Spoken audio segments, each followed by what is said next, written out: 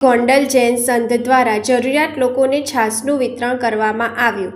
રાજકોટ જિલ્લામાં શ્રી સ્થાનકવાસી જૈન સંઘ ધોરાજી પૂજ્ય શ્રી ધીરજ મુનિ પ્રેરિત અમૃત છાશ કેન્દ્ર માતૃશ્રી ગુલાબબેન કેશવલાલ વોરા, શ્રીમતી સ્નેહલતાબેન દિનેશભાઈ વોરા, માતૃશ્રી તારાબેન જેઠાલાલ મોદી પરિવાર શ્રી ધોરાજી ગોંડલ જૈન સંઘ દ્વારા છાશ વિતરણ કરવામાં આવી રહ્યું છે। અમને પરમ શ્રદ્ધેય પૂજ્ય ધીરજ મુનિ મહારાજ સાહેબના ભક્તો તરફથી અમોને છાશ માટેનું ભંડોળ મોકલાવી રહ્યા છે। તેમાં શ્રી ગોંડલ સંઘના માનદ મંત્રી કમલભાઈ મોદી છેલ્લા 2 મહિના થયા તેઓ સેવા આપી રહ્યા છે।